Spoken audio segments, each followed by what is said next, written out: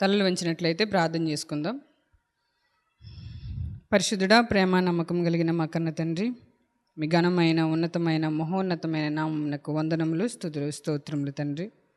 అంతవరకు మిరెక్కల నీడలో భద్రపరిచి మీ కృపా బాహుళ్యం చెప్పని కనికరించి సజీవి లెక్కలో మమ్మల్ని ఉంచిన విధానమును బట్టి మీకు స్తోత్రములు, కృతజ్ఞతాస్తుతులు చెల్లించుకుంటున్నాము నాయన తండ్రి. ఇదిగో శుక్రవార దినమున ఈ ఉదయకాల సమయమున ఈ వాక్యమును ధ్యానించుటకు సిద్ధపడుతూ ఉండగా సహాయం చేయండి. మీ పరిశుద్ధాత్మ సహాయమును నాకు నిండుగా అనుగ్రహించండి. ఆయన వినడానికి చేరి వచ్చిన బిడ్డల్ని మీరు జ్ఞాపకం చేసుకోండి. వాక్యాన్ని గ్రహించి ఆ ప్రకారంగా జీవించుటకు మీరు కృప దయచేయండి. చెప్పబోతున్న నేను నాయన మీ ఆత్మ సహాయమును పొందుకుని అర్థవంతంగా విభజించి ఉపదేశించుటకు మీ కృపను నిండుగా అనుగ్రహించండి. మీ కార్యముల మైడలు జరిగించి మీరు మాత్రమే మహిమ పొందమని, ఈ కార్యక్రమం అంతట్లో మీరు తోడుగా ఉండమని వేడుకుంటూ సమస్తమును మీ చేతులకు అప్పగించుకుంటూ మీ ప్రియుడు మా రక్షకుడైన యేసుక్రీస్తు వారి యొక్క మహోన్నతమైన నామం పేరిట ఈ ప్రార్థన మనవులు అడిగి వేడుకుంటున్నాము మా కన్న తండ్రి, ఆమేన్.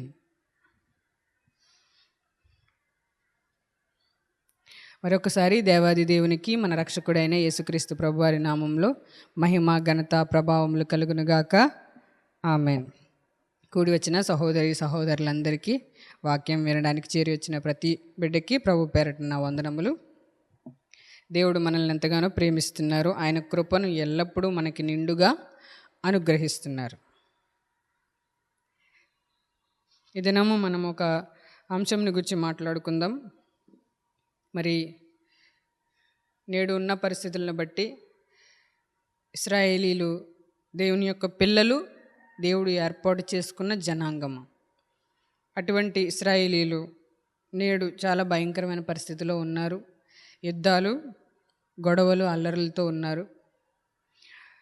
వారిని దేవుడు ఎంతో ప్రేమించాడు. వారికి ఎంతో గొప్పదైన ఆత్మ సంబంధమైన అద్భుతమైన ఆజ్ఞల్నిచ్చి దేవుడు వారిని నడిపించాడు, పాలించాడు. అలాంటి వారి కోసం నేడు కొంతమంది ప్రార్థన చేయాలి అని, కొంతమంది ప్రార్థన చేయకూడదు అని ఎన్నో భేదాభిప్రాయాలు క్రైస్తవ్యంలో ఉన్నాయి. అట్టి వాటిని గురించి మాట్లాడడానికి నేనైతే అంత తెలిసిన దాన్ని కాదు, కానీ ప్రభువు నాకు సెలవిచ్చిన దాన్ని బట్టి, ప్రభు కృపను బట్టి, తెలియజేసిన సంగతులను బట్టి మరి కొన్ని మాటలు మాట్లాడడానికి ప్రభు నాకు కృప చూపించారు. కాబట్టి కొంత వాక్యం మనం ధ్యానిద్దాం. కీర్తనల గ్రంథము 122వ కీర్తన.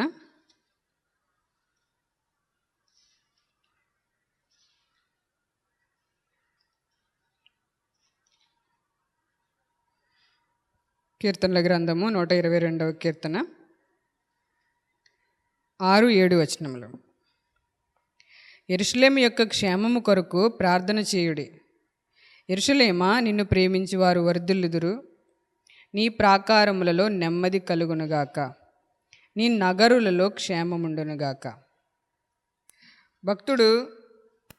భక్తుడైన దావీదు గారు మాట్లాడుతూ, కీర్తన రాస్తూ, యెరూషలేము అనే పట్టణము అది మహారాజా పట్టణము, అది దేవుడు నివసించే స్థలము, దేవుని మందిరం ఉన్న స్థలము, దేవుని భక్తులు ఉన్న స్థలము. అక్కడున్న ప్రజలు దేవుని చేత దీవింపబడిన ప్రజలు అని చెప్పి వారిని దీవిస్తూ వారి కొరకు ప్రార్థన చేసేవారు, వారిని ప్రేమించేవారు వర్ధిల్లుదురు. యెరూషలేమా, నిన్ను ప్రేమించేవారు వర్ధిల్లుదురు. నీ క్షేమము కొరకు ప్రార్థన చేయుడి. యెరూషలేము కొరకు, యెరూషలేము క్షేమము కొరకు ప్రార్థన చేయుడి. ఆ దేశం లేదా ఆ పట్టణం లేదా ఆ దేశం, ఇజ్రాయేల్ దేశం, యెరూషలేము పట్టణం, అక్కడున్న ప్రజల నిమిత్తం ప్రార్థన చేసినప్పుడు మనుషులకి ఏం కలుగుతుంది? నెమ్మది కలుగుతుంది, క్షేమం కలుగుతుంది, సమాధానం కలుగుతుంది. దేవుడు తన దయాపూర్వక సంకల్పం జగత్తు పునాది వేయబడక మునిపే వేయబడి ఉంది. తన ప్రజల పట్ల, మనుషుల పట్ల ఆయన కృప చూపిస్తున్నాడు. తన యొక్క ఆజ్ఞలను, తన యొక్క ఇష్టాయిష్టాలని బయలుపరచడానికి దేవుడు ఒక జనాంగాన్ని దేవుడు ఏర్పాటు చేసుకున్నాడు. అబ్రహాం గారి ద్వారా ఒక జనాంగాన్ని దేవుడు ఏర్పాటు చేసుకున్నాడు. అబ్రహాం గారి యొక్క భక్తి అబ్రహాం గారి యొక్క స్టాండర్డ్, విశ్వాసం యొక్క స్టాండర్డ్, దేవుని పట్ల అతనుకున్న తృష్ణ, దాహం, వెతుకులాట అతన్ని దేవునికి చాలా దగ్గర చేసింది. ఆ ఆలోచన ఇశ్రాయేలీలకు ఉందా అంటే చాలా వరకు వాళ్ళకి లేదు. వారి తండ్రి అయిన అబ్రహాము యొక్క విశ్వాసం యొక్క స్టాండర్డ్ వాళ్ళకి లేదు. అందుకే వాళ్ళు దేవుణ్ణి అందుకోలేకపోయారు. దేవుడు ఇశ్రాయేలు ప్రజల్ని ఎంతో ప్రేమించాడు, వారికి మంచి మంచి ఆజ్ఞలను బయలుపరిచాడు. అందులో వారు జీవించినప్పుడు దేవుని యొక్క దీవెన, ఆశీర్వాదము, దేవుని యొక్క గొప్ప కృపను వారు పొందుకున్నారు. అయితే వారు దేవుని యొక్క ఆజ్ఞల్లో నిలువకపోవటం మూలాన, అందులో వారు నిలవలేకపోయారు కనుక ఏమయ్యారు? దేవుని యొక్క శాపాన్ని పొందుకున్నారు. దేవుని మాట వాళ్ళు ఎంత మాత్రము వినలేదు. దేవుని కుమారుణ్ణి సైతం వారు తృణీకరించి అసూయ చేత చంపేశారు. దేవుడు వాళ్ళని విడిచిపెట్టాడో విడిచిపెట్టలేదు, మరలా వాళ్ళకి సువార్త ప్రకటింపబడింది. అక్కడే అపోస్తలులు ఉన్నారు, అక్కడే పరిశుద్ధాత్ముడు వచ్చారు, కార్యములన్నీ జరిగాయి. కానీ వారు ఎంత మాత్రము దేవుని యొక్క చిత్తమును గ్రహించలేదు. అయితే దేవుడు అన్యజనుల యొద్దకు వచ్చాడు, వారికి నిండుగా కృపను అనుగ్రహించాడు. ఆది కాలం నుండి ఇశ్రాయేలీలు పొందుకున్న ఆశీర్వాదములు, ఇశ్రాయేలీలు అనుభవించిన దీవెనలు ఏవైతే ఉన్నాయో అవి అన్యజనులకి లేవు. దేవుడు ఆ తర్వాత అన్యజనులకి కృపను అనుగ్రహించి అన్యజనుల్ని తన పిల్లలుగా స్వీకరించి వారికి కూడా కృపను అనుగ్రహించాడు, వారికి కూడా రక్షణను అనుగ్రహించాడు. తన కుమారుని ద్వారా గొప్ప రక్షణ అనుగ్రహించాడు దేవుడు. చూడండి, రోమీయులకు రాసిన పత్రిక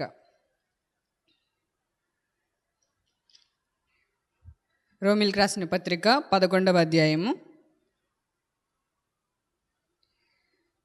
రోమీయులకు రాసిన పత్రిక 11వ అధ్యాయము. మీరు ఈ అధ్యాయం అంతా చదవండి, చాలా సంగతులు దేవుడు అందులో తెలియజేసి ఉన్నారు. అలాగైన ఎడల నేను అడుగునదేమనగా, దేవుడు తన ప్రజలను విసర్జించిన, రోమీయులకు రాసిన పత్రిక 11వ అధ్యాయము ప్రారంభ వచనం నుండి. అలాగైన ఎడల నేను అడుగునదేమనగా, దేవుడు తన ప్రజలను విసర్జించిన అంటే అన్యజనులను రక్షించడానికి దేవుడు ఇశ్రాయేలుని విడిచిపెట్టాడా? అట్లనరాదు, నేను కూడా ఇశ్రాయేలీయుడను, అబ్రహాము సంతానమందలి బెన్యామీను గోత్రమునందు పుట్టినవాడను. పౌలు గారు మాట్లాడుతూ, రోమీయులకు రాసిన పత్రికలో పౌలు గారు మాట్లాడుతూ, ఇది అన్యజనులకు రాసిన పత్రిక. మీరు 13వ వచనం చూస్తే మీకు అర్థమవుతుంది. 13వ వచనం, అన్యజనులకు మీతో నేను మాట్లాడుచున్నాను. ఎవరితో మాట్లాడుతున్నాడు ఇప్పుడు అతను? అన్యజనులతో. అన్యజనులు క్రీస్తుని అంగీకరించి రక్షణలోనికి వచ్చిన వారితో అపోస్తలుడైన పౌలు గారు మాట్లాడుతూ ప్రారంభ వచనంలో, అలాగైన ఎడల నేను అడుగునదేమనగా, దేవుడు తన ప్రజలను విసర్జించిన తన ప్రజలు, దేవుడు యొక్క ప్రజలు ఎవరు? వారు ఇశ్రాయేలీలు. నేను కూడా ఇశ్రాయేలీయుడను, మేమందరము ఇశ్రాయేలీలము, అబ్రహాము ద్వారా వచ్చిన సంతానము, విశ్వాసమును బట్టి సంతానము. వీళ్ళు బెన్యామీను గోత్రంలో పుట్టినవారు. నేను కూడా ఎందులోంచి వచ్చాను? 12 గోత్రాలు ఎవరిలో నుండి వచ్చాయి? యాకోబు గారిలో నుండి వచ్చాయి. యాకోబు గారు ఇస్సాకు కుమారుడు, ఇస్సాకు అబ్రహాం గారి కుమారుడు. అబ్రహాం గారి ద్వారా ఈ 12 గోత్రాలు వచ్చాయి. చివరి గోత్రం బెన్యామీను, అందులో నుండే పౌలు గారు వచ్చారు. పౌలు గారు అంటున్నారు, దేవుడు అన్యజనులను రక్షించడానికి తన ప్రజలను విడిచిపెట్టాడా? అట్లనే రాదు. వారిని ఏర్పరచుకున్నాడు దేవుడు, వారిని నియమించుకున్నాడు. అయితే వారు ఏం చేశారు? దేవుణ్ణి తృణీకరించారు, దేవుని మాటలు గ్రహించలేకపోయారు, వారు నిద్రమత్తులో ఉన్నారు. 7వ వచనం, 7వ వచనం, అలాగైనా ఏమగును, ఇశ్రాయేలు వెదుకున్నది ఏదో అది వారికి దొరకలేదు, ఏర్పాటు నొందిన వారికి అది దొరికెను, తక్కిన వారు కఠిన చిత్తులైరి. ఇశ్రాయేలు వెతుకున్నది ఏదో అది వారికి దొరకలేదు. ఎవరైతే ఏర్పరచబడ్డారో వారికి అది దొరికింది. తక్కిన వారు కఠిన చిత్తులైరి. ఇందు విషయమై నేటి వరకు దేవుడు వారికి నిద్రమత్తు గల మనస్సును, చూడలేని కన్నులను, వినలేని చెవులను ఇచ్చి ఉన్నాడని వ్రాయబడి ఉన్నది.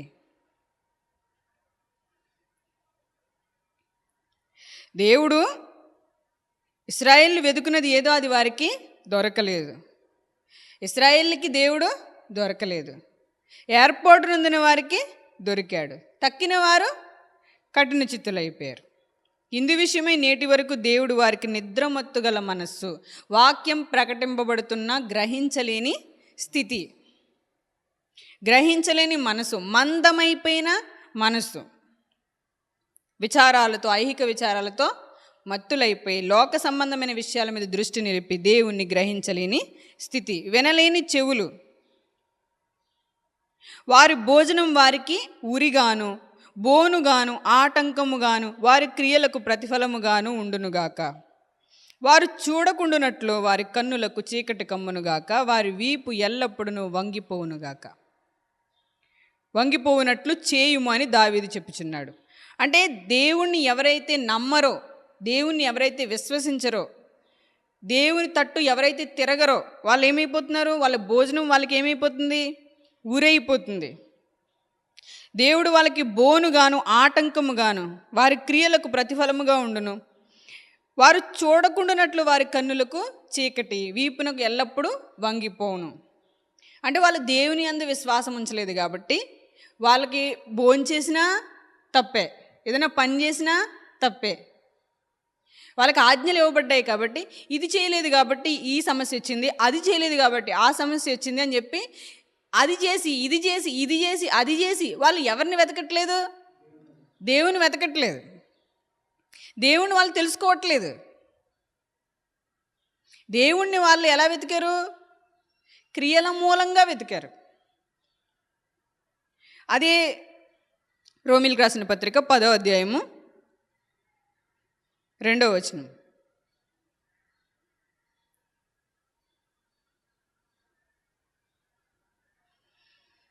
ముందు ఇది చూద్దాం, చూడండి. రోమీయులకు రాసిన పత్రిక 11వ అధ్యాయము 11వ వచనం. 11వ వచనం. కాబట్టి నేను అడుగునదేమనగా, వారు పడిపోవునట్లుగా తొట్టిల్లిరా, అట్లనరాదు. వారికి రోషము పుట్టించుటకై వారి తొట్రుపాటు వలన అన్యజనులకు రక్షణ కలిగెను. కాబట్టి నేను అడుగునది ఏమనగా, వారు పడిపోవునట్లుగా తొట్టిల్లిరా, అట్లనరాదు. వారికి రోషము పుట్టించుటకై వారి తొట్రుపాటు వలన అన్యజనులకు రక్షణ కలిగెను. వారి తొట్రుపాటు వలన అన్యజనులకు రక్షణ కలిగెను. వారి తొట్రుపాటు లోకమునకు ఐశ్వర్యమును, వారి క్షీణ దశ అన్యజనులకు ఐశ్వర్యమును అయిన ఎడల వారి సంపూర్ణత, వారి పరిపూర్ణత ఎంత ఎక్కువగా ఐశ్వర్యమగును.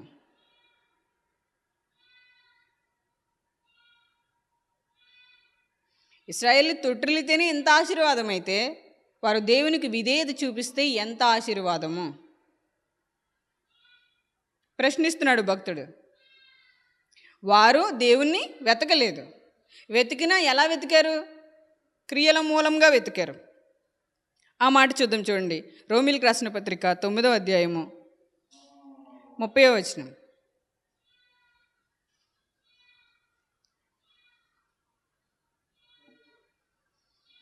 రోమీయులకు రాసిన పత్రిక 9వ అధ్యాయము 30వ వచనం. అట్లయితే మనం ఏమందుము? నీతిని వెంటాడని అన్యజనులు నీతిని అనగా విశ్వాసమూలమైన నీతిని పొందిరి. అయితే ఇశ్రాయేలీయులు నీతి కారణమైన నియమమును వెంటాడినను ఆ నియమమును అందుకొనలేదు. నీతిని వెంటాడని అన్యజనులు నీతిని అనగా విశ్వాసమూలమైన నీతిని పొందిరి. నీతిని వెంటాడలేదు, దేవుణ్ణి వెతకలేదు. అయినప్పటికీ యేసుక్రీస్తునందు విశ్వాసం ఉంచడం ద్వారా నీతిమంతులుగా తీర్చబడ్డారు అన్యజనులు. అయితే ఇశ్రాయేలీయులు నీతి కారణమైన నియమమును వెంటాడినను ఆ నియమమును అందుకొనలేదు. వారు ఎందుకు అందుకొనలేదు? వారు విశ్వాస మూలముగా కాక క్రియల మూలముగానైనట్టు దానిని వెంటాడిరి.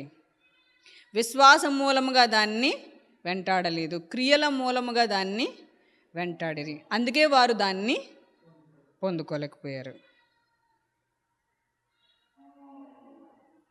అది 10వ అధ్యాయము 2వ వచనం. అదే రోమీయులకు రాసిన పత్రిక 10వ అధ్యాయము 2వ వచనం. వారు దేవుని యందు ఆసక్తి గల వారిని గూర్చి సాక్ష్యమిచ్చుచున్నాను, అయినను వారి ఆసక్తి జ్ఞానానుసారమైనది కాదు.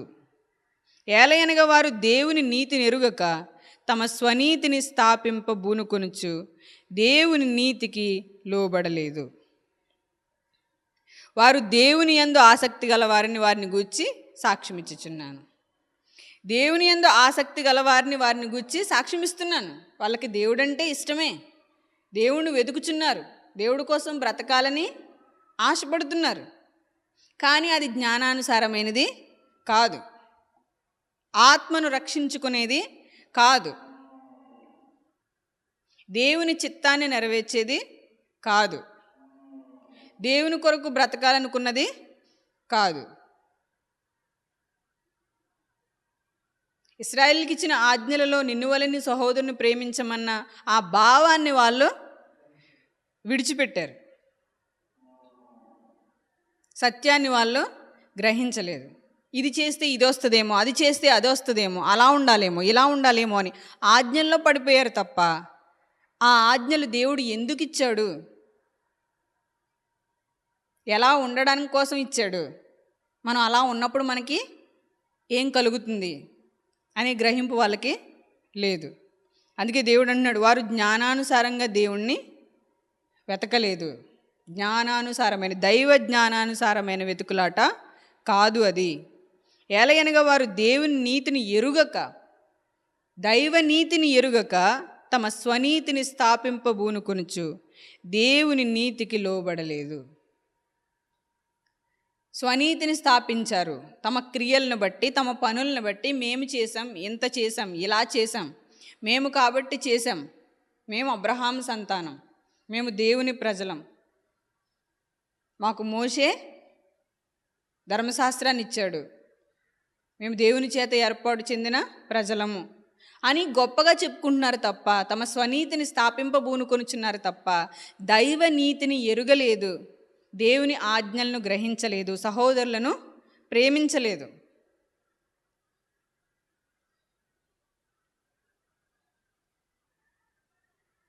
కాబట్టి వారు దేవుని యొక్క దీవెనను పొందుకోలేదు. అలా అని ఇప్పుడు అన్యజనులతో మాట్లాడుతూ అలా అని చెప్పి దేవుడు ఇప్పుడు వాళ్ళని త్రోసివేశాడా, తన ప్రజలను విడిచిపెట్టాడా? అట్లన రాదు. వారి తొట్టుపాటే మనకింత ఆశీర్వాదం. వారు దేవుని విడిచిపెట్టారు కాబట్టే, దేవుని మాట వినలేదు కాబట్టే దేవుడు అన్యజనులకు కృపను అనుగ్రహించాడు. అన్యజనులకు తన మందిరంలోనికి ప్రవేశించడానికి ద్వారాన్ని తెరిచాడు, యేసుక్రీస్తు ప్రభు వారి ద్వారా. వారి తొట్టుపాటే మనకింత ఐశ్వర్యమైతే వారి ఐశ్వర్యము మనకి ఇంకెంత ఐశ్వర్యము. వారు తొట్టుపాటు లోకమునకు ఐశ్వర్యమును, వారి క్షీణ దశ అన్యజనులకు ఐశ్వర్యమును అయిన ఎడల, వారి క్షీణ దశ అన్యజనులకు ఐశ్వర్యము అయిన ఎడల వారి పరిపూర్ణత ఎంత ఎక్కువగా ఐశ్వర్యకరమగును, ఎంత ఎక్కువగా ఐశ్వర్యకరం అవుతుంది. వాళ్ళు తొట్టుపడితేనే, దేవుణ్ణి తృణీకరిస్తేనే, విడిచిపెడితేనే మనకింత ఆశీర్వాదం. ప్రపంచమందంతటా సువార్త ప్రకటింపబడుతుంటే, అందరూ వెలుగులోనికి నడిపింపబడుతుంటే, వారు ఒకవేళ నిజముగా వారందరూ మారు మనసు పొందితే ఇంకెంత ఐశ్వర్యం ప్రపంచానికి.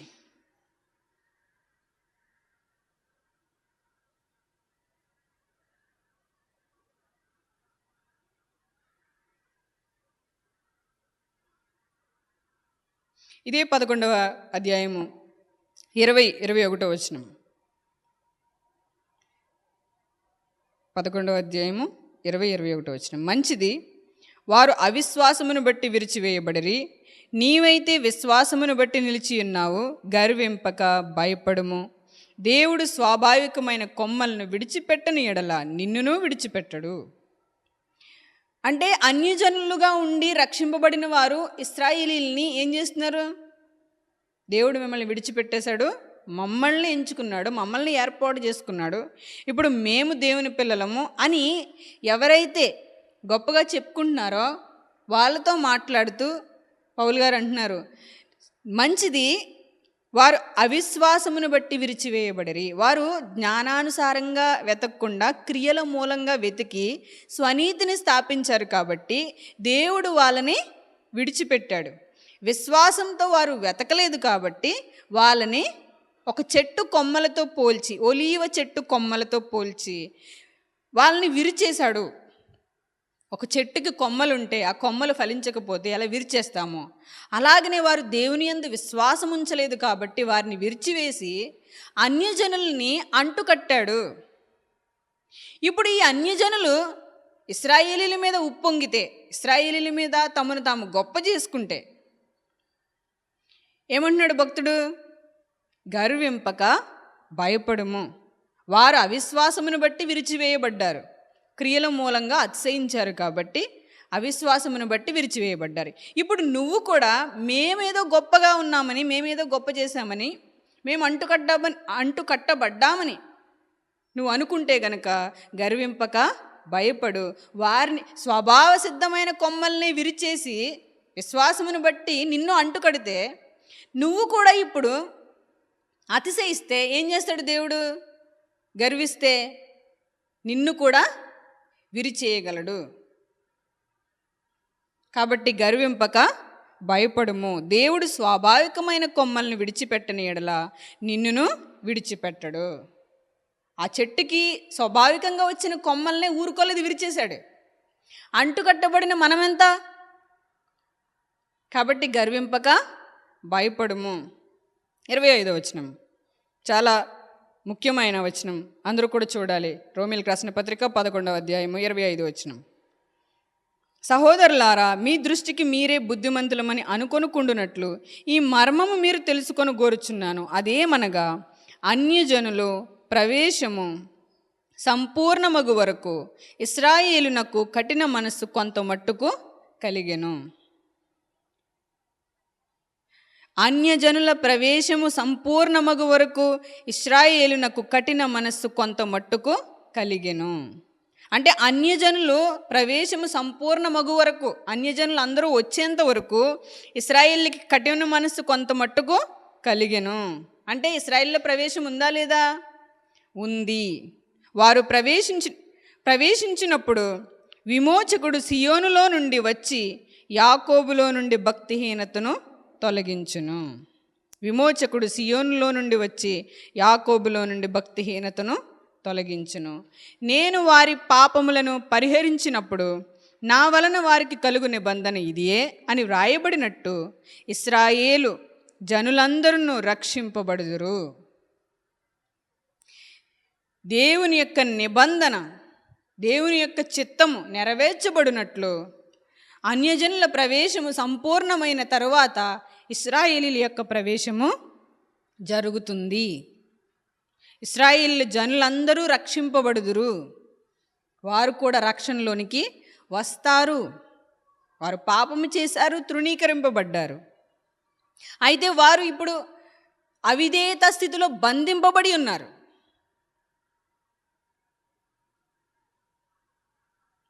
దేవుడు అన్యజనుల యొక్క ప్రవేశం సంపూర్ణమైన తరువాత ఇశ్రాయేలీలను మరలా చేర్చుకుంటాడు. వాళ్ళు కూడా రక్షణలోనికి వస్తారు.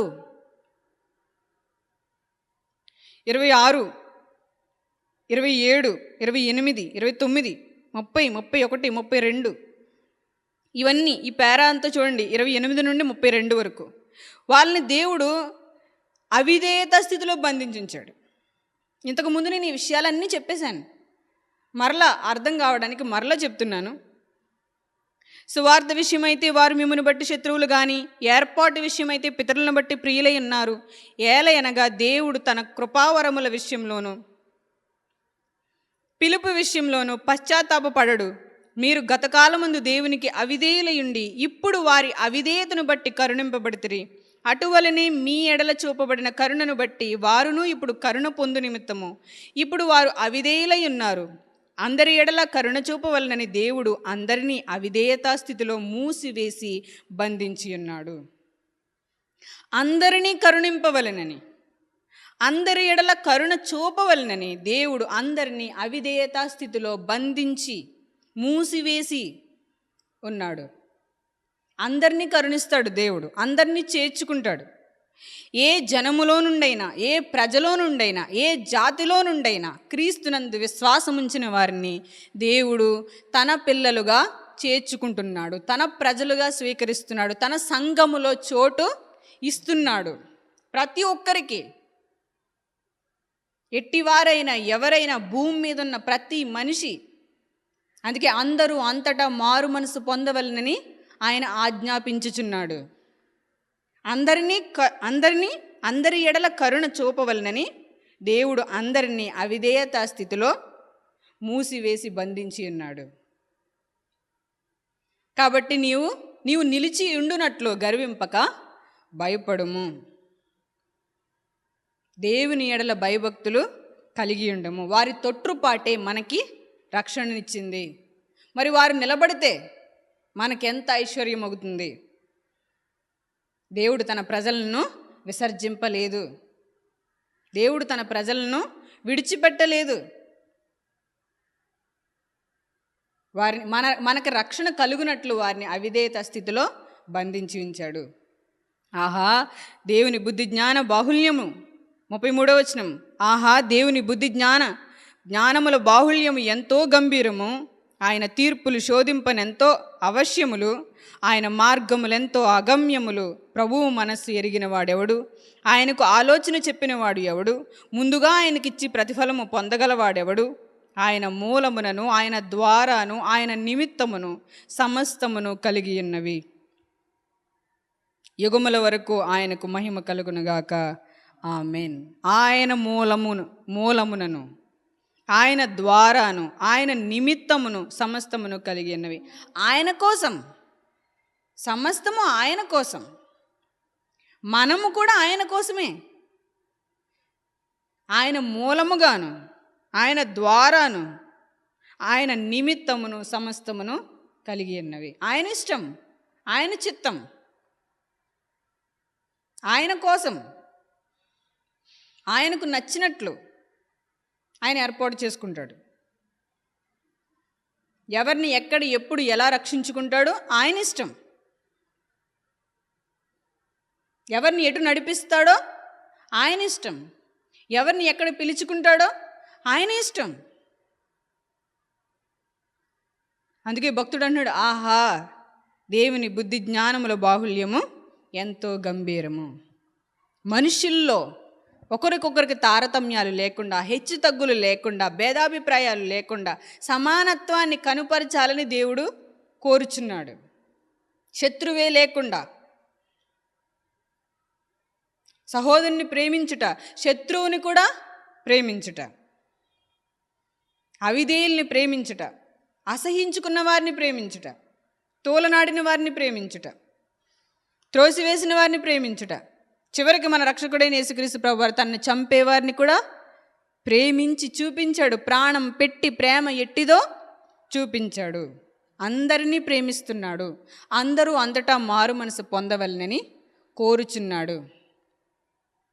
ఇప్పుడు నిలబడినందుకు, ఇప్పుడు ఉన్నందుకు మనం ఎంత మాత్రమో అతిశయపడకూడదు. దేవుడు అందరినీ కూడా రక్షించుకుంటాడు. దేవుడు అందరినీ ప్రేమిస్తున్నాడు. అయితే వారు జ్ఞానానుసారంగా దేవుణ్ణి వెతకలేదు కాబట్టి దేవుడు ఏం చేశాడు? అన్యజనులకు కృపను అనుగ్రహించాడు. ఇప్పుడు అన్యజనులు ప్రభు యొక్క కృపను అనుభవిస్తున్నారు. అయితే దేవుడు వారిని విడిచిపెట్టలేదు. తన ఏర్పాటును బట్టి మరలా వాళ్ళను అన్యజనుల ప్రవేశము సంపూర్ణమగు వరకు ఇశ్రాయేలునకు కఠిన మనసు కొంత మట్టుకు కలిగెను. ఇప్పుడు కఠినంగానే ఉన్నారు, క్రీస్తును చేరలేదు. అయితే అది ఎంతవరకు? కొంత మట్టుకు. వారు ప్రవేశించినప్పుడు విమోచకుడు సియోనులో నుండి వచ్చి యాకోబులో నుండి భక్తిహీనతను తొలగించును. నేను వారి పాపములను పరిహరించినప్పుడు నా వలన వారికి కలుగు నిబంధన ఇదియే అని వ్రాయబడినట్టు ఇశ్రాయేలు జనులందరూ రక్షింపబడుదురు. ఇశ్రాయేలు జనులందరూ రక్షింపబడుదురు. వాళ్ళు కూడా క్రీస్తును అంగీకరిస్తారు. వాళ్ళు కూడా వస్తారు. వాళ్ళు కూడా సంఘంలోనికి వస్తారు.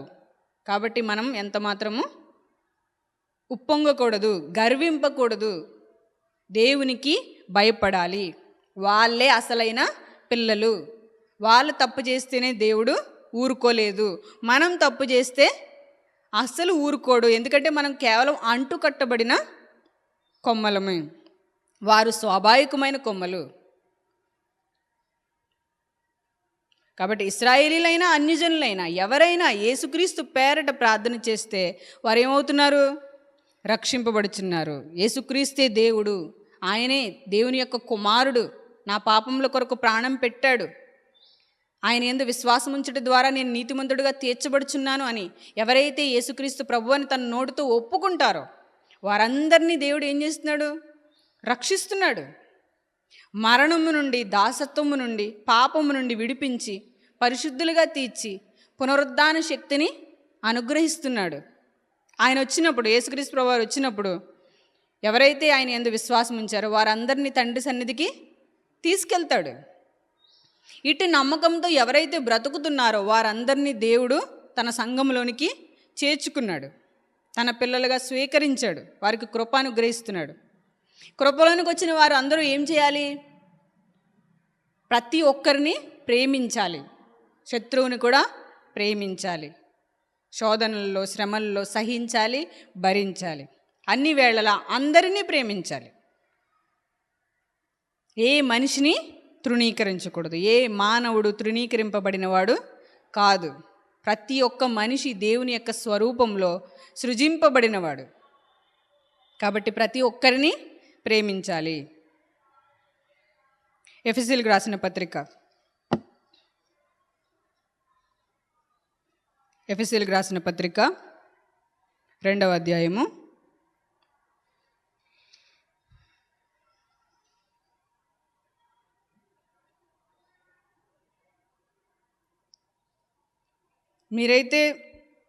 11వ వచనం నుండి 22వ వచనం వరకు చదవండి. 11వ వచనం నుండి 22వ వచనం వరకు చదవండి. నేనైతే ఇప్పుడు 12వ వచనం చదువుతున్నాను. ఆ కాలమందు ఇశ్రాయేలుతో సహపౌరులు కాక పరదేశులను, వాగ్దాన నిబంధనలు లేని పరజనులను, నిరీక్షణ లేని వారును, లోకమందు దేవుడు లేని వారునై ఉండి క్రీస్తుకు దూరస్తులై ఉంటిరని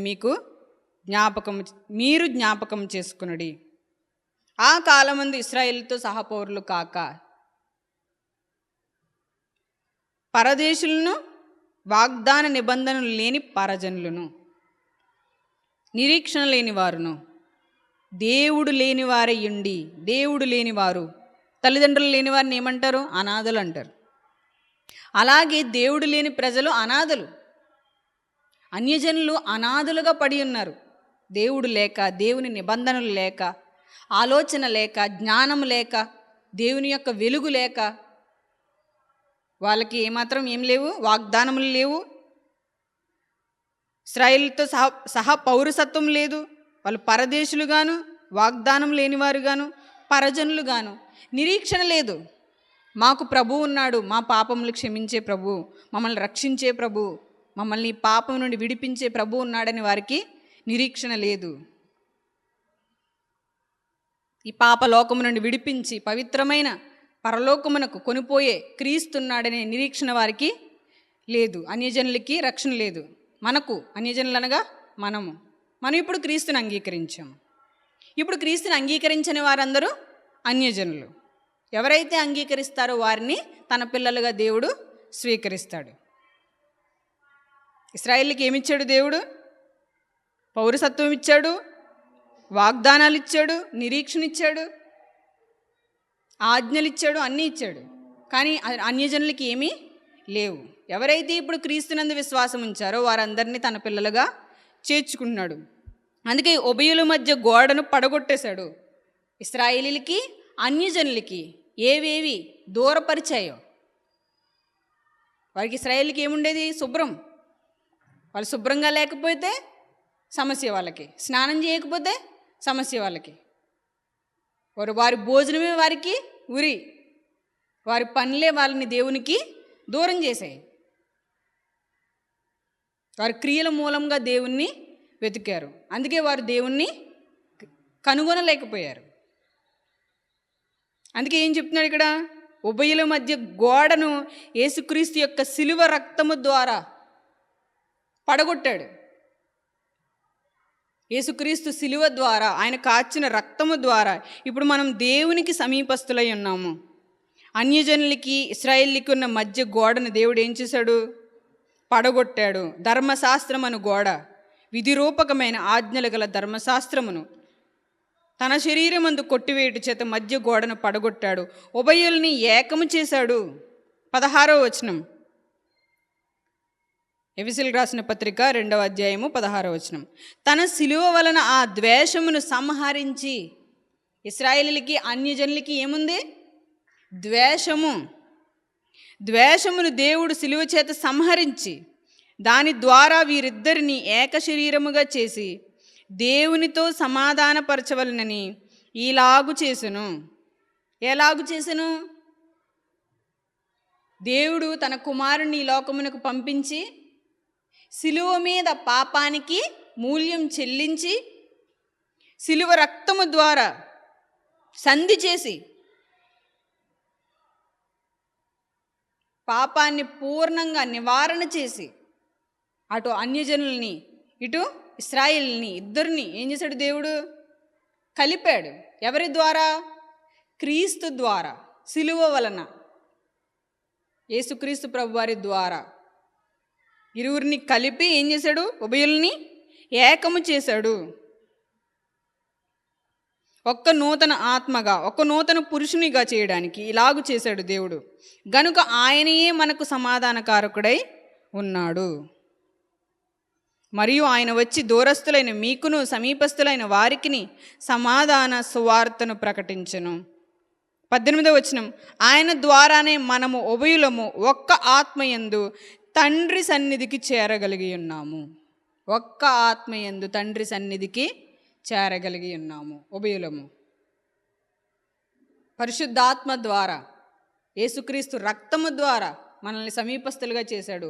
పరిశుద్ధాత్మ ద్వారా ఉభయుల్ని తండ్రి యొద్దకు చేరడానికి గొప్ప అవకాశాన్ని దేవుడు అనుగ్రహించాడు. ఎందరైతే మారు మనసు పొంది బాప్తిస్మం పొందుచున్నారో వారందరికీ పరిశుద్ధాత్మ అను వరమును దేవుడు అనుగ్రహించుచున్నాడు. ఈ ఆత్మ ద్వారా మనం తండ్రి యొద్దకు చేర్చబడుచున్నాము. క్రీస్తు ద్వారా సంఘములోనికి చేర్చబడి ఉన్నాము. ఆత్మ ద్వారా మనం తండ్రి యొద్దకు చేర్చబడుచున్నాము. దేవుడు ఎంతో గొప్ప కృపను మనందరికీ అనుగ్రహించి ఉన్నాడు. ఎంతో గొప్ప ప్రేమ, ఎంత అద్భుతమైన ప్రేమ దేవుడు ఏర్పాటు చేశాడు. ఆయన ఏ ఒక్కరిని విడిచిపెట్టే దేవుడు కాదు. అన్యజనుల్ని క్రీస్తు ద్వారా, ఇశ్రాయేలీల్ని కూడా యేసుక్రీస్తు ప్రభువారి ద్వారా ఇద్దరిని కూడా ఏం చేశాడు? ఏకము చేశాడు. ఉభయుల్ని ఏకము చేశాడు. విధిరూపకమైన ఆజ్ఞల గల ధర్మశాస్త్రమును కొట్టివేశాడు. అందరినీ ఏకము చేసి అందరినీ దేవునితో సమాధానపరిచి ఒక్క ఆత్మ ద్వారా దేవుని యొద్దకు చేరుస్తున్నాడు. తన యొద్దకు చేర్చుకుంటున్నాడు క్రీస్తు ద్వారా, పరిశుద్ధాత్మ ద్వారా. కాబట్టి ఏ ఒక్కరిని కూడా తృణీకరించకూడదు. యేసుక్రీస్తు నామమును ఆశ్రయించి ఆయన యందు భయభక్తులు కలిగి ఉండాలి. అన్యజనులను కూడా దేవుడు ఇశ్రాయేలీయులని పిలిచాడు. గలతీయులకు రాసిన పత్రిక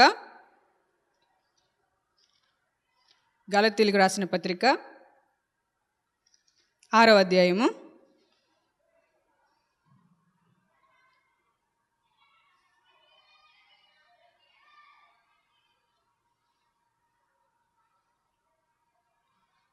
6వ అధ్యాయము 15-16 వచనాలు.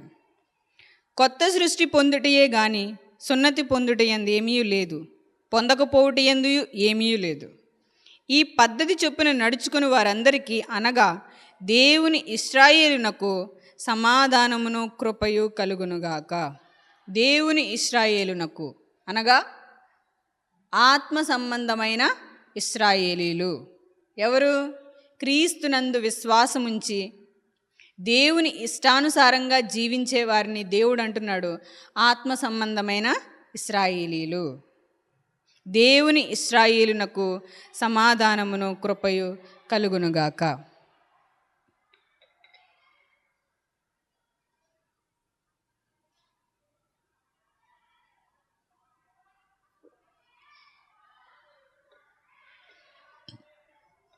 ఈ పద్ధతి చొప్పున నడుచుకుని వారందరికీ, అనగా దేవుని ఇశ్రాయేలునకు సమాధానమును కృపయు కలుగునుగాక. ఏ పద్ధతి? శరీర సంబంధంగా కాకుండా ఆత్మ సంబంధంగా క్రీస్తు యొక్క శిలువ విషయమై బాప్తిస్మం పొంది, క్రీస్తునందు విశ్వాసముంచి బాప్తిస్మం పొంది, పరిశుద్ధాత్మను పొంది, దేవుని చిత్తానుసారంగా జీవించి, ఆయన కొరకు ఎన్ని ఇబ్బందులైనా ఎన్ని శ్రమలైనా అనుభవించడానికి సిద్ధపడిన వారు. అట్టి వారిని దేవుడు ఇశ్రాయేలుని పిలుస్తున్నాడు. క్రీస్తు ద్వారా రావాలని ఆయన ఏర్పాటు చేశాడు. కృపను నిండుగా ప్రజలకు అనుగ్రహిస్తున్నాడు. గొప్ప ద్వారం తెరవబడి ఉంది యేసుక్రీస్తు ప్రభు వారి ద్వారా. ప్రతి ఒక్కరూ తండ్రి యొద్దకు రావడానికి దేవుడు గొప్ప ద్వారమును తెరిచి ఉంచాడు. యేసుక్రీస్తు ప్రభు వారు, నేనే మార్గమును సత్యమును జీవమును, నా ద్వారా తప్ప ఎవడును తండ్రి యొద్దకు చేరలేడు. తండ్రి యొద్దకు చేరాలంటే యేసుక్రీస్తు ప్రభువారు కావాలి. యేసుక్రీస్తు ప్రభువారిని మనం రక్షకుడుగా అంగీకరించాలి. ఆయన నామమును ఆశ్రయించాలి. ఈ నామమందే రక్షణ, మరి ఏ నామమందు రక్షణ కలుగదు. ఇట్టి క్రియలు ఎవరు చేసినా, ధర్మశాస్త్ర సంబంధమైన క్రియలు ఎవరు చేసినా యేసుక్రీస్తు నామమును ఆశ్రయించకపోతే వారికి రక్షణ కలుగదు. యేసుక్రీస్తు నామమందు మాత్రమే రక్షణ కలుగుతుంది. వేరు నామముతో ఇట్టి తాత్పర్యము కలిగి ఉన్నను వారికి రక్షణ కలుగదు. యేసుక్రీస్తు నామమందు మాత్రమే రక్షణ కలుగుతుంది. అందుకే అందరూ యేసుక్రీస్తు ప్రభువారిని నమ్ముకోవాలి, ఆయన్ని ఆశ్రయించాలి, ఆయన ఆజ్ఞలు అనుసరించి జీవించాలి. నిన్ను వలె నీ పొరుగు వారిని ప్రేమించాలి. ప్రతి ఒక్కరికి ఇవ్వబడిన ఆజ్ఞ, నిన్ను వలె నీ పొరుగు వారిని ప్రేమించుము, మొదట నీ తండ్రిని ప్రేమించుము, తర్వాత నీ సహోదరుని ప్రేమించు, శత్రువులను కూడా ప్రేమించు. ప్రతి ఒక్కరూ యేసుక్రీస్తుని నమ్ముకోవాలి, సహోదరులను ప్రేమించాలి. ఈ ఆజ్ఞలు ప్రతి ఒక్కరికి ఇవ్వబడ్డాయి. మరి ఇప్పుడు మన సహోదరుల కొరకు ప్రార్థించాలా వద్దా? ప్రార్థించాలి కదా. మరి విజ్ఞాపన ప్రార్థన చేయవలసిన బాధ్యత మన మీద ఉంది కదా. ఆలోచించాలి. ప్రతి ఒక్కరు ఎవరికి వారే ఆలోచించుకోవాలి. లేఖనములను పరిశీలించి లేఖన భాగాల్లో దేవుడు ఏ ఏ విషయాలను మనకు తెలియజేశాడో ఆయా సంగతులను మనం పరిశీలించి పరిశోధించి లేఖనాలకు మనం తల వంచాలి. పేతురు గారు రాసిన రెండో పత్రిక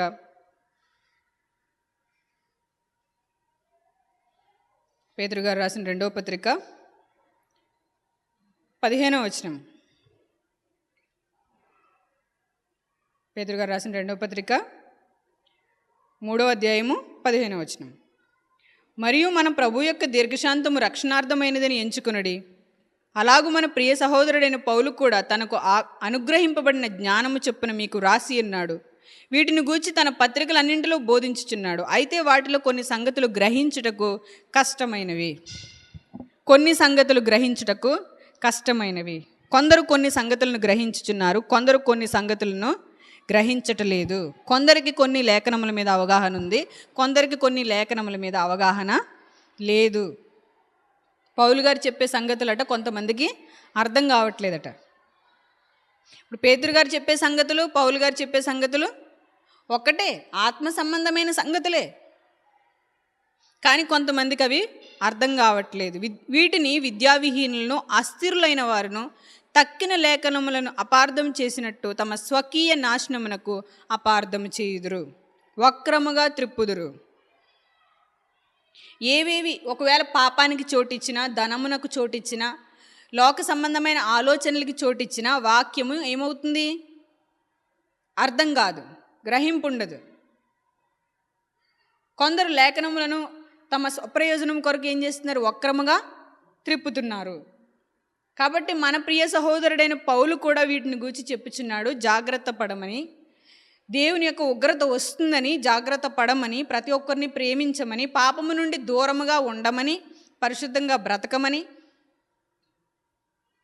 దేవుని చిత్తమును గ్రహించాలని మీకు రాస్తున్నాడు. అయితే విద్యా విహీనులను ఇంకా అస్థిరులైన వారును దాన్ని వక్రంగా త్రిప్పుతున్నారు. మనమైతే వీటిని గ్రహించగలగాలి. 18వ వచనం, మన ప్రభువును రక్షకుడునైన యేసుక్రీస్తు అనుగ్రహించు కృపయందును జ్ఞానమందును అభివృద్ధి పొందుడి. ఆయనకు ఇప్పుడును యుగాంత దినము వరకును మహిమ కలుగునుగాక. ఆమెన్. మన ప్రభువును రక్షకుడునైన యేసుక్రీస్తు అనుగ్రహించు కృపయందును జ్ఞానమందును అభివృద్ధి పొందుడి. కృప, సర్వకృపానిధి దేవుడు యేసుక్రీస్తును మనకు దానము చేశాడు. ఇది గొప్ప కృప. దైవ జ్ఞానము, దేవుని యందు లక్ష్యముంచి దేవుని చిత్తాన్ని గ్రహించి దేవుని కొరకు బ్రతకడం దైవ జ్ఞానం. ఇశ్రాయేలీయులు జ్ఞానానుసారంగా దేవుణ్ణి వెతకలేదు.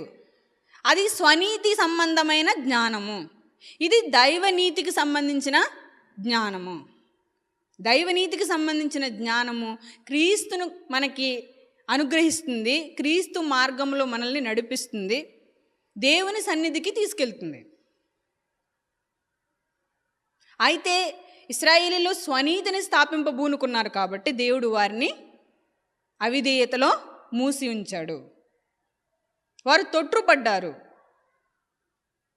కొంతకాలం వారికి కఠిన మనస్సు కలిగింది. కాబట్టి వారికి గ్రహింపు వచ్చినప్పుడు వారు కూడా దేవుని దగ్గరకు వస్తారు. కాబట్టి ఏం కలిగి ఉండాలి మనం? మన ప్రభువును రక్షకుడును అయిన యేసుక్రీస్తు అనుగ్రహించు కృపయందును జ్ఞానమందును అభివృద్ధి పొందాలి. దేవుని యొక్క కృపయందు జ్ఞానమందు మనం ఏం పొందాలి? అభివృద్ధి పొందాలి. మీలో జ్ఞాన వివేకములు గలవాడు సాత్వికమైన హృదయం కలిగి ఉండాలంటారు యాకోబు గారు. సాత్వికమైన హృదయం కలిగి మీ యోగ్య ప్రవర్తన తన క్రియల వలన కనపరచాలి అంటాడు. దేవుని జ్ఞానం కలిగిన వాడు సాత్వికుడై యోగ్య ప్రవర్తనను కనపరచాలి. యేసుక్రీస్తు ప్రభు వారి యొక్క కృప, జ్ఞానము, దాని యందు మనం అభివృద్ధి పొందాలి. ఇదే పేతురు గారు మాట్లాడుతూ మొదటి పత్రికలో, ఈ సత్యకృపయందు నిలకడగా ఉండండి, సత్యకృపలో నిలకడగా ఉండండి, పరలోకమే స్వాస్థ్యముగా జీవించండి, దేవుని కొరకు నమ్మకంగా బ్రతకండి. కాబట్టి ఇశ్రాయేలు ప్రవేశము ఉంది. ఇశ్రాయేలు మరలా రక్షణలోనికి వస్తారు. దేవుని సంకల్పము, దేవుని ఏర్పాటు చాలా పెద్దది.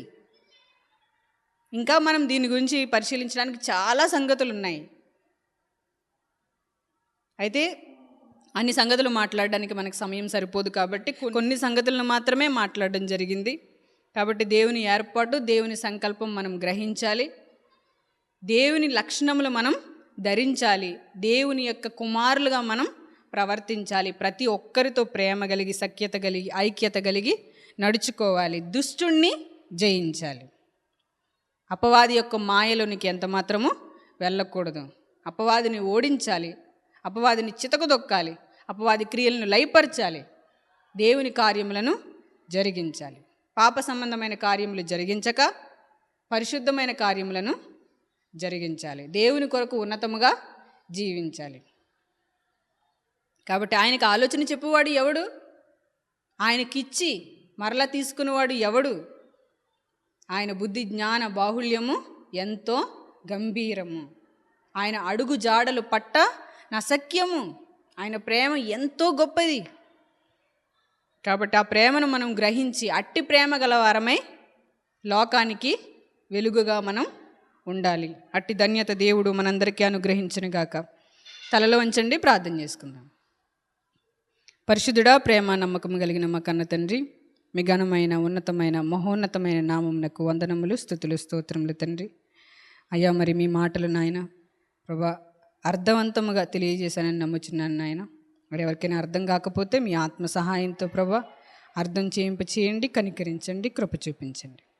ప్రతి ఒక్కరూ కూడా మీ సంకల్పమును ఎరిగి, మీ చిత్తమును ఎరిగి, మీకు ఇష్టమైన పిల్లలుగా జీవించుటకు కృప అనుగ్రహించండి ప్రభా. ప్రతి ఒక్కరిని నాయన నువ్వు ప్రేమిస్తున్నావని, ప్రతి ఒక్కరికి ప్రభా చేతులు చాచి నువ్వు పిలుస్తున్నావని, ఆయన నీ ప్రేమ సువార్త అందునట్లును, వారు గ్రహించినట్లును, అనేకులను మీ సన్నిధిలోనికి చేర్చబడినట్లును మీ కృప నిండారులుగా అనుగ్రహించమని కోరుకుంటూ, మీ కార్యములు జరిగించి మీరు మాత్రమే మహిమ పొందమని, మహిమ ఘనత ప్రభావములు మీ నామానికి మాత్రమే ఆరోపించుకొనొచ్చు మీ ప్రియుడు మా రక్షకుడైన యేసుక్రీస్తు వారి యొక్క మహోన్నతమైన నామం పేరిట ఈ ప్రార్థన మనవులు అడిగి వేడుకొంచున్నాము మా కన్న తండ్రి.